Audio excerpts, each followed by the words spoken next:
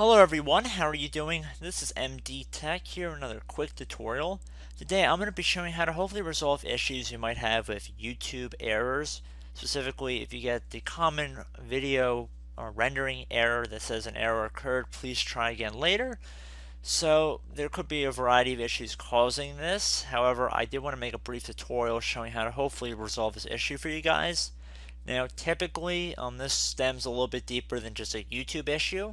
It's more or less a potential DNS issue as well.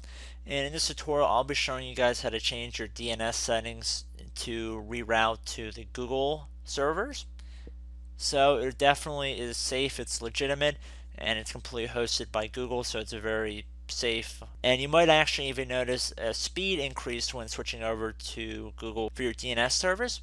Now there's no charge or anything, it's completely free. I've already made tutorials about this in the past and some of you guys might be familiar with this. I know there are some anti-malware applications that will actually change your DNS settings to make your browsing a little bit more secure. When you're switching over to Google, there's definitely a chance that you will notice a slight increase in your internet speed. But getting back on track here, we're going to head over to the Start menu and we're going to type in Network and Sharing Center. On Windows 10 devices, it should be listed directly above Control Panel. On Windows 8 and older versions, it should just say Network and Sharing Center when you type it into the search menu. So we're just going to open that up here.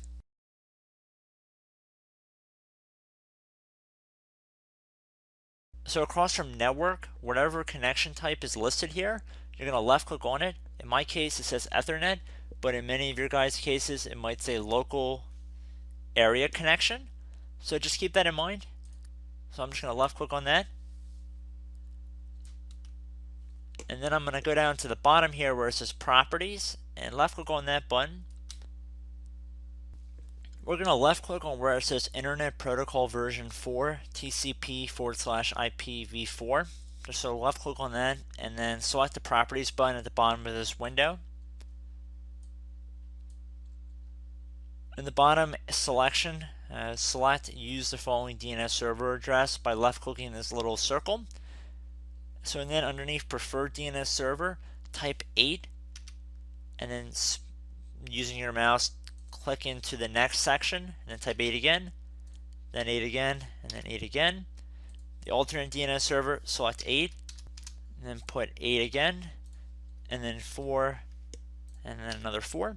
So the top one should say 8.8.8.8 and the bottom one should say 8.8.4.4. Make sure all of your numbers are spaced out evenly and that there's not two numbers consolidated against each other.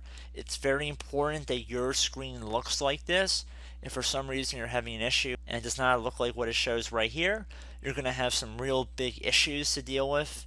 Potentially, once you do it, because there's a chance that you will not have internet access. So make sure you type this in exactly how it's shown on this screen. And in the worst case scenario, I guess you could honestly just select Obtain DNS Server Address automatically if you have an issue with this. But generally, if I find that this actually will fix most issues related to these kind of error alerts. And then once you're done doing that, you can check mark this little box that says Validate Settings upon exit just to be safe. So we're actually going to do that, and then we're going to select OK. And then we're going to close out of here. So right now, Windows Network Diagnostics is just going to do a quick little run. That just pretty much comes about by selecting that little checkbox. And it shouldn't come up with anything. And if we try to open up our web browser,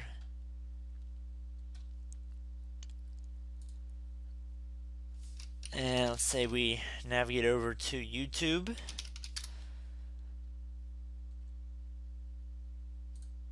And let's say we head over to my channel here.